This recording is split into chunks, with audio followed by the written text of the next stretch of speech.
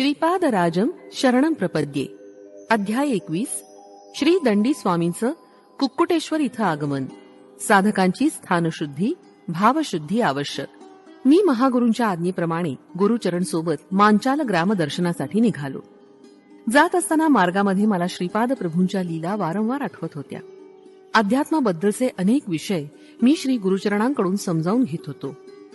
श्री गुरुचरणांना मी म्हणालो, विश्वधानींचा अंश असलेली व्यक्ती माझ्या संस्थानात पुजारी म्हणून आली आहे असं श्रीपाद प्रभू म्हणाले. ही व्यक्ती महत् भाग्यवान आहे. ती आहे तरी कोण? ती कोणत्या वेळी येईल? यावर श्री गुरुचरण मला म्हणाले, अहो शंकर भट्टा, अनेक शताब्दीनंतर त्यांच्या जन्मस्थानी महासंस्थान होणार आहे असं श्रीपाद प्रभू म्हणाले होते. त्या महासंस्थानात कोणी एक महातपस्वी येणार असल्याचा प्रभूंचा संकल्प होता. त्या महासंकल्पासाठी तरी तो महातपस्वी नक्की इथे येईल. दीर्घकालाच्या ध्यानानं, आराधनेनं, पवित्र मंत्रोच्चारानं आणि श्रद्धेनं केलेल्या पूजा विधानानं येथील भूमी आणि वायुमंडळ अत्यंत शुद्ध झालंय. विश्व अंतराळातील दशदिशेतील भावतरंग तिथं नेहमी प्रस्फुटित झाले आहेत. पवित्र भाव असणारे भक्त तेथील पवित्र स्पंदनांचा स्वीकार करतात. अपवित्र भक्तांना अपवित्र स्पंदनाचा अनुभव येतो. एखाद्या ठिकाणी वायुमंडळातील भावतरंग प्रबळ शक्ती संपन्न होऊन काही प्रयत्न न करता सुद्धा महापुरुषांच्या मानसिक चैतन्याला स्पर्श करून अनेक विचित्र पद्धतीद्वारा त्या विशिष्ट स्थानास आकर्षित होतात. यात आश्चर्य वाटण्यासारखं काही नाही. त्यामुळे साधक स्थळ शुद्धी होऊन तिथे राहू शकतात. भावशुद्धी झालेल्या साधकास हे शक्य आहे. अशा साधकांचीच आपण संगत केली पाहिजे. द्रव्यशुद्धी आणि अन्नशुद्धी असलेल्या साधकाकडूनच आपण अन्न अथवा धन स्वीकारलं पाहिजे. वेदातील महापंडित म्हणवल्या जाणाऱ्या व्युत्पन्न ब्राह्मणांना सुद्धा श्रीपाद प्रभूंच्या कृपा कटाक्षाचा लाभ होऊ शकत नाही. परंतु तोच दोषरहित अल्पज्ञान असणाऱ्या भक्तांना सहजपणे प्राप्त होतो. मी पौंड्र देशात म्हणजे ओरिसा राज्यात जगन्नाथपुरी क्षेत्रात व्यापाराच्या निमित्तानं गेलो होतो. तिथं मला श्री जगन्नाथाच्या मूर्तीमध्ये श्रीपाद प्रभूंचं दर्शन झालं. माझ्याबरोबर आलेल्या 3-4 भक्तांना श्रीपाद प्रभूंनी त्यांच्या इष्टदेवतांच्या स्वरूपात दर्शन देऊन तत्काळ स्वतःच्या रूपात दर्शन दिलं. सर्व देवी देवतांच्या रूपात मीच आहे असा मौनबोध त्यांनी केला. दंडी स्वामीचा गर्वभंग. आम्ही जगन्नाथपुरीला गेलो त्याच दिवशी दंडी स्वामी आपल्या 108 शिष्यासह आले होते. कोणी एखादा महात्मा दिसताच त्यांच्या चरणावर मस्तक ठेवून नमस्कार करणं ही आमची रीतच होती. आम्ही दंडी स्वामींच्या चरणावर आपलं डोकं ठेवून नमस्कार केला आणि काय आश्चर्य, तत्काळ दंडी स्वामीची वाचा गेली. त्यांना काही बोलता येईना. आम्ही सर्वांनी श्री दंडी स्वामींना पुन्हा वाचा यावी अशी श्रीपाद प्रभूंचे चरणी नम्र प्रार्थना केली. त्या प्रार्थनेचं फलस्वरूप त्या स्वामींची गेलेली वाचा परत आली. दंडी स्वामींचे शिष्य श्रीपाद प्रभूंच्या शिष्यास पाहून कुतर्कानं म्हणाले, श्रीपाद हे क्षुद्र मांत्रिक आहेत. त्यांचे शिष्य सुद्धा क्षुद्र मांत्रिक आहेत. त्यांच्या क्षुद्र विद्येनं आमच्या दंडी स्वामींची वाचा जावी असं त्यांनी केलं. परंतु आमचे स्वामी समर्थ असल्यानं त्यांची वाचा पुन्हा आली आणि ते स्वस्थ झाले. आमचे गुरु श्री दंडी स्वामी श्रीपादांचे खरं स्वरूप जनतेसमोर आणतील. ते पिठिकापुरमला जाऊन श्रीपाद वल्लभांशी शास्त्र चर्चा करून त्यांना पराभूत करून विजयपत्र घेऊन येतील यात शंकाच नाही. पिठिकापुरम मधील प्रजाजनांनी श्री दंडी स्वामींच्या स्वागतासाठी एका महान रथाचं आयोजन केलं होतं. आम्ही ते ऐकून निरुत्तर झालो. जेव्हा भक्त श्रीपाद प्रभूंना अनन्य भावानं शरण जातो तेव्हा ते आपल्या लीला विधानांनी भक्तांचं संकटातून रक्षण करतात. आश्चर्याची गोष्ट अशी की समस्या निर्माण करणारे श्रीपाद प्रभू आणि त्यांचं निराकरण करणारे सुद्धा श्रीपादच. अशा अनेक अंतर्मय लीला करून श्रीपाद प्रभू सर्व दत्तभक्तांना अनुभव करून देत. काही दिवसांनी दंडी स्वामींनी पिठिकापुरम क्षेत्री प्रवेश केला. माझ्या भाग्यामुळं मी म्हणजे शंकर भट्ट सुद्धा पिठिकापुरमला आलो होतो. श्री बापनार्युलू, श्री अप्पळराजू आणि श्रीपाद प्रभूंच्या विरुद्ध असणाऱ्या लोकांची पिठिकापुरम गावात कमी नव्हती. श्री दंडी स्वामींनी कुक्कुटेश्वराच्या मंदिरात जाऊन सर्व देवदेवतांचं दर्शन घेतलं. स्वयंभू दत्तात्रेयाचं सुद्धा दर्शन घेऊन ते म्हणाले, इथं असलेल्या स्वयंभू दत्तात्रेयांचा महिमा अपरंपार आहे. असं सांगून ते पुढे म्हणाले की त्यांचा अवतार श्रीपाद प्रभूंचा गर्व दूर करण्यासाठी आहे. त्या दिवसापासून त्यांनी आपल्या संकल्प शक्तीनं कुंकुम विभूती यासारखे पदार्थ निर्माण करून आपल्या भक्तांना देण्यास सुरुवात केली. पिठिकापुरम मधील ब्राह्मणांनी वेदमंत्राच्या गजरात दंडी स्वामींचं स्वागत करून त्यांना कुक्कुटेश्वराच्या मंदिरात नेलं. गावात दंडी स्वामी आल्याची दवंडी पिटवली. स्वतः दत्त अवतार असलेल्या श्रीपाद प्रभूंनी दंडी स्वामींची तपस्या जाणून त्यांना साष्टांग नमस्कार घातला. श्री बापनाचार्युलोनी दंडी स्वामींचं दर्शन घेऊन त्यांची शरणागती पत्करली. श्री अप्पळ राजू शर्मा यांनी श्री दंडी स्वामींचं दर्शन घेऊन परंपरेनुसार पूजा अर्चा होत असलेली एक काळ्या पाषाणाची मूर्ती त्यांना अर्पण केली.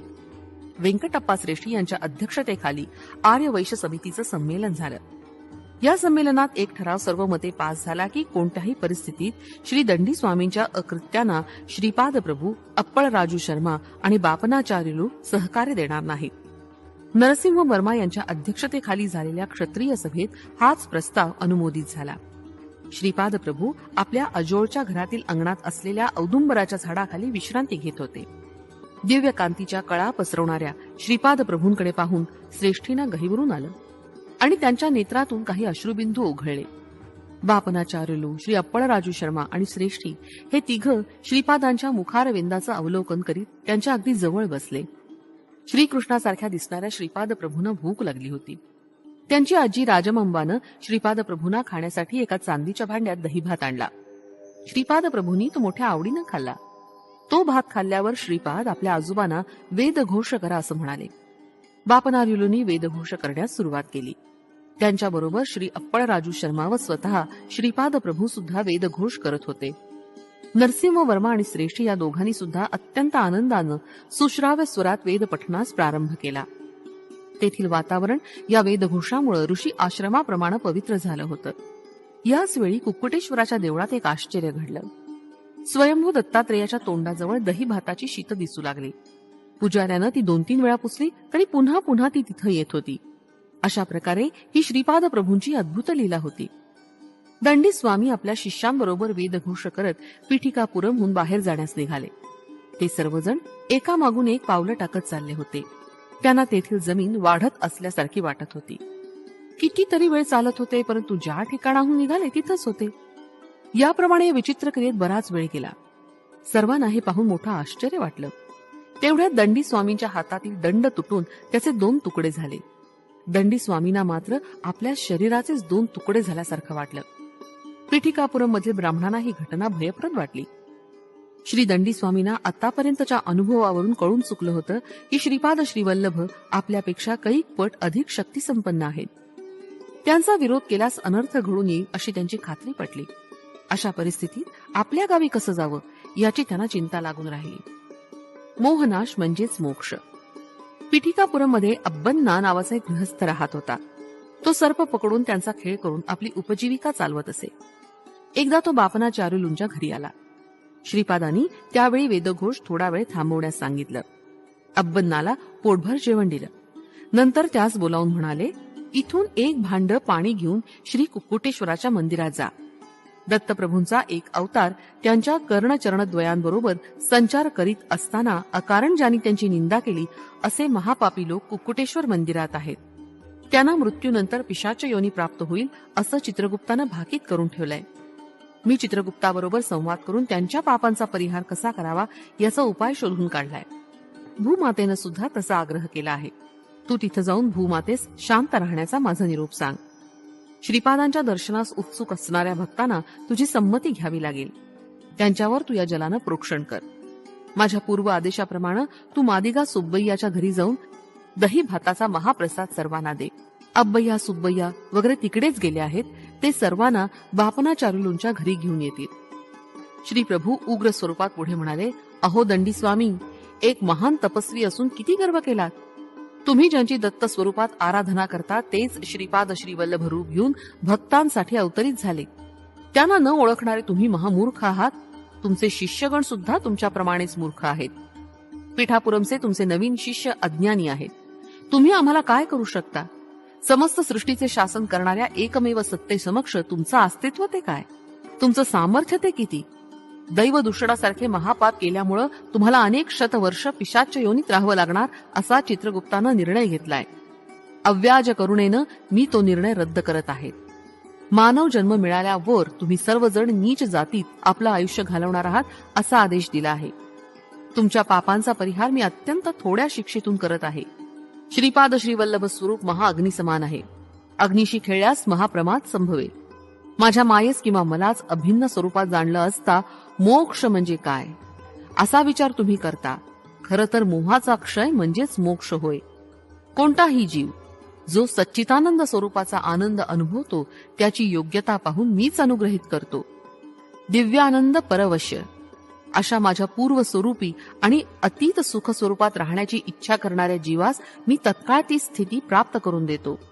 माझ्या दृष्टीनं निर्गुण, निराकार, सगुण, साकार, मोक्ष आणि बंधन असा भेदच नाही. प्रत्येक क्षणी असंख्य अशा नूतन लोकांची सृष्टी, स्थिती आणि लय यात मी व्यस्त असतो. जीवांच्या उन्नत स्थिती किंवा उन्नत आनंद भूमिकेसाठी काही परिमिती किंवा सीमा नाही. मरणानंतर माझ्या स्वरूपात लीन होऊ इच्छिणाऱ्या साधकांनी माझ्या ठिकाणी अवश्य यावं. त्यांनी किती शतवर्ष त्या स्थितीत राहावं, कोणत्या लोकात त्यांनी पुन्हा जन्म घ्यावा, हे सर्व मी माझ्या संकल्पाप्रमाणे ठरवीन. संपूर्ण विश्वाचा नाटक सूत्रधार असलेला मी सध्या साकार रूपात तुमच्या समक्ष आहे. तुम्ही मला सध्या साकार रूपात पाहत आहात. हा आकार नसलेल्या निर्गुण निराकार अवस्थेत असताना सुद्धा मी सर्वदा तुमच्याकडे पाहत राहीन हे सांगण्यासाठी मी साकार रूप घेतलं आहे. त्या महाउन्नत स्थितीतून मी तुमच्यासाठी खाली उतरून आलो आहे. महायोग्याच्या योगशक्ती लोककल्याणार्थ, लोकरक्षणार्थ उपयोगात आणायच्या असतात. लोक म्हणजे केवळ हा भूलोक नाही. आपल्यापेक्षा कमी म्हणजे नीच अवस्थेत असलेल्या, निस्सहाय्य स्थितीत असलेल्या जीवांना सहाय्य करणं, मदत करणं हा मानवी धर्म आहे. मी धर्ममार्ग, कर्ममार्ग, योगमार्ग, भक्तिमार्ग आणि ज्ञानमार्ग यांचा बोध करण्यासाठी अवतरित झालो. मी सर्व धर्माचं मूळ असलेलं एकैक सत्य, सर्व धर्माचं मूळ असलेला एकैक धर्म आणि सर्व कारणांचा कारण असलेलं एकैक कारण आहे. माझ्या संकल्पाशिवाय या सृष्टीत काहीच घडत नाही. मी नसलेलं या सृष्टीत काहीच नाही. मी आहे म्हणूनच तू आहेस, ही सृष्टी आहे. यापेक्षा वेगळं सत्य मी तुला काय समजावून सांगू. तू हिमालय पर्वतावर जाऊन निस्संग होऊन तपाचरण कर. तुला शिष्य संघटनेची गरज नाही.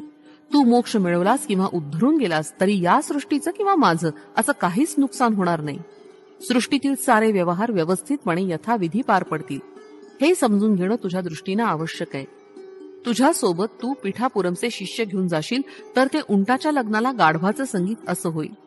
उंटाच्या सौंदर्याची स्तुती गाढवानं करावी आणि गाढवाच्या गायन माधुर्याची प्रशंसा उंटानं करावी असं होईल. परस्परांनी एकमेकांच्या प्रशंसेचे पूल बांधले तरी यथार्थ स्थिती काही बदलत नाही आणि ती निराळीच असते. अरुंधती वशिष्ठ संबंध. त्यावर मी म्हणालो, अहो गुरुचरण, अरुंधती मातेचा जन्म चांडाळ वंशात झाला असं मी ऐकलं आहे. तिचा विवाह वशिष्ठ ऋषींबरोबर कसा झाला. यावर गुरुचरण म्हणाले, पूर्वी वशिष्ठांनी हजारो वर्ष तपाचरण केलं होतं. त्यावेळी अक्षमाला नावाच्या एका चांडाळ कुळातील कन्येनं त्यांची उत्तम रीतीनं सेवा केली. तिच्या सेवेनं प्रसन्न होऊन ऋषींनी तिला वर मागण्यास सांगितलं. त्यावर त्या कन्येनं म्हटलं, वशिष्ठ मुनी माझे पती व्हावेत अशी माझी इच्छा आहे. तेव्हा वशिष्ठ मुनी म्हणाले, अक्षमाले, तू एक चांडाळ कन्या आहेस. मी एक सच्शील ब्राह्मण आहे. मी तुझा पत्नी म्हणून कसा स्वीकार करू शकेन. या वक्तव्यावर अक्षमाला म्हणाली, अगोदर वर मागण्यास आपणच मला प्रेरित केलं आणि आता इच्छित वर मागितल्यावर आपल्या वचनापासून मागे का फिरता.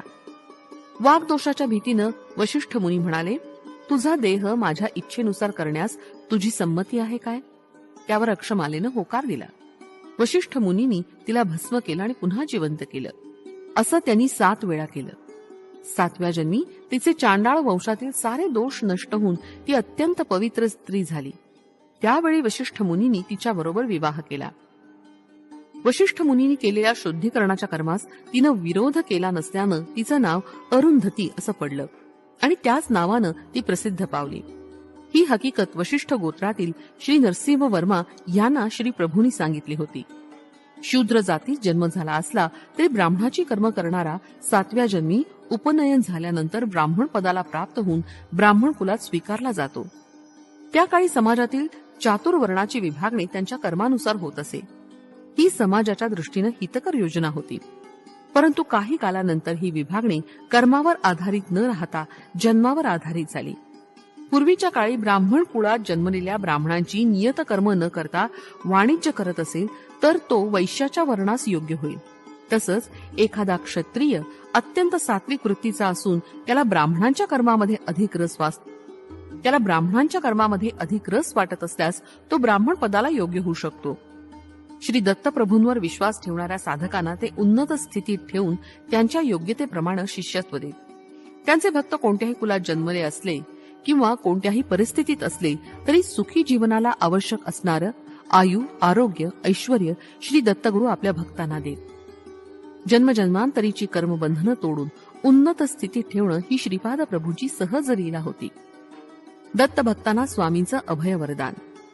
आम्ही श्रीपाद प्रभूंचा महिमा विशेष रूपानं समजून घेण्यासाठी मंचाला या ग्रामी येऊन पोचलो. मंचाल ग्रामदेवतेनं आम्हाला दर्शन देऊन धन्य केलं. हिनं आपल्या दिव्य हाताने आम्हाला प्रसाद दिला. ती ग्रामदेवता म्हणाली, पूर्वीच्या काळी प्रल्हादास गुरुबोध केलेले श्री दत्तात्रेयच भूलोकात श्रीपाद श्रीवल्लभांच्या रूपात अवतरित झाले आहेत. श्रीपाद प्रभूंचा संकल्प अनाकलनीय असतो. येणाऱ्या शताब्दीमध्ये प्रल्हादाचे सार्वभौम गुरु अवतरतील. हा प्रदेश मंत्रालय या नावानं प्रसिद्धी पावेल असं श्रीपाद प्रभूंनी स्वतः मला सांगितलं होतं. तुमचं सारं शुभमंगल होवो असं बोलता बोलता ती आपल्या पूर्व रूपात आली. आम्ही तिथून निघण्याच्या वेळी कृष्णदास नावाचा एक व्यापारी तिथं आला. मंचाल ग्रामदेवतेनं त्याला सुद्धा प्रसाद दिला आणि फुलाची एक माळ दिली. मग आम्ही तिघं म्हणजे गुरुचरण, कृष्णदास आणि शंकर भट्ट कुरुगड्डीस जाण्यास निघालो. सर्व दत्त भक्तांचं कुळ एकच असतं. त्यांना दत्ताचा प्रसाद कोणत्याही कुलातील भक्तांना दिला तरी त्याचा ते मोठ्या प्रेमानं स्वीकार करतात. आमच्या बरोबर प्रवासात कृष्णदास आल्यामुळं नवा उत्साह आला होता.